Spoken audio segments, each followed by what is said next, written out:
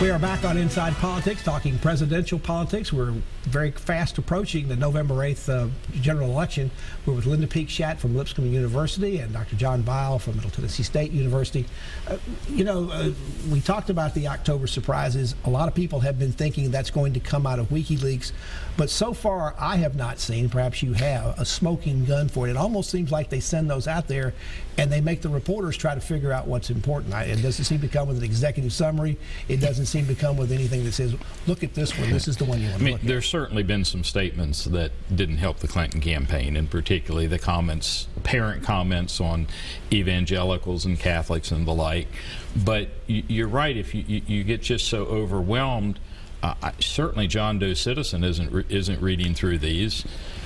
And I think the other thing is that what voters might find unpleasant about this is they don't like seeing the sausage being made. Right. But most of these emails are campaign staffers trying to figure out the best way to put their candidate forward in a way that she can win. But so far, and I suppose also considering the other things that people complain about the media covers too much, particularly the Access America tapes, everybody's going to know that you put that up and ask people, you want to do this, you want to read emails, you sort of know which one they're going to do. And part of Trump's problem, again, has been he's devoted so much attention, and it finally seems to be tapering off, but to the sexual harassment charges, that has dominated the news rather than the WikiLeaks. If he had kept quiet on some of this, there would have been more time for the Southern. I think it was odd this week that he brought his wife back out again to talk about it when the story was starting to go back into the second tier, yes, if not fade off the screen. And here he comes bringing her out to talk about it. Yet she's already made a statement. What else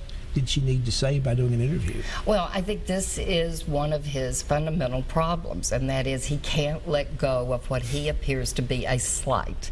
And for whatever reason, whether it's Hillary Clinton bringing up Miss Universe or Putin or the women coming out on the sexual harassment charges, he feels as if he has to answer. So, John Weil, is there a last act for him? Is there something that he can do in these last 2.5 weeks? I mean, obviously he probably needs to get off the whole thing in terms of, I'm not going to accept the results. He's being criticized, as he was about his rig situation, by Republicans, the people who he'd think would vote for him. Without answering that, I think maybe one of the more fascinating things is that either one of them, if they lose, I doubt would run again for president.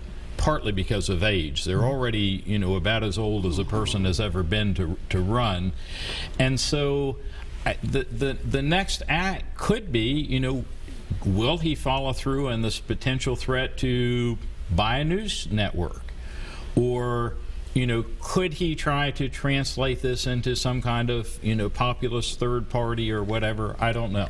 So, Linda, for Hillary Clinton, what does she need to do these next couple of weeks? Start thinking about how she might want to measure the drapes back up in the Oval Office again? No. What should keep her awake at night to be worried about? Well, what should keep her awake at night is that, believe it or not, in 1976, if the trend lines had gone the way they were going, Jimmy Carter would have lost that election in the next week.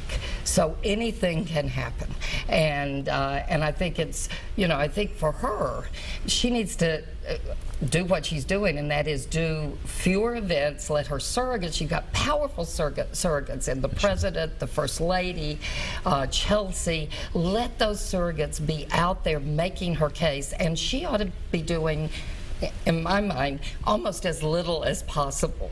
Taking some long naps again? No. If you watched the debate last night, or the Al Smith dinner. Well, and I want to say one point on the stamina and the naps, and that is, I really think that her debate performances have put that to rest, and now she can, as she did last night, joke about it. Joke about it. The trend lines, does that make her strategy a little bit more risky to reach out into these other states? Doesn't she need to focus on whatever she does on the states that she knows she needs to get to 270? I think they feel they're in good shape there, and that Arizona, Utah, Florida, and Nevada, are really in possibilities. They don't have to win Ohio. They could lose Ohio and still be okay. This is the most amazing election from that Usually standpoint. you have to win Ohio everybody believes you have to win Ohio, and that's the one state where Donald Trump is leading.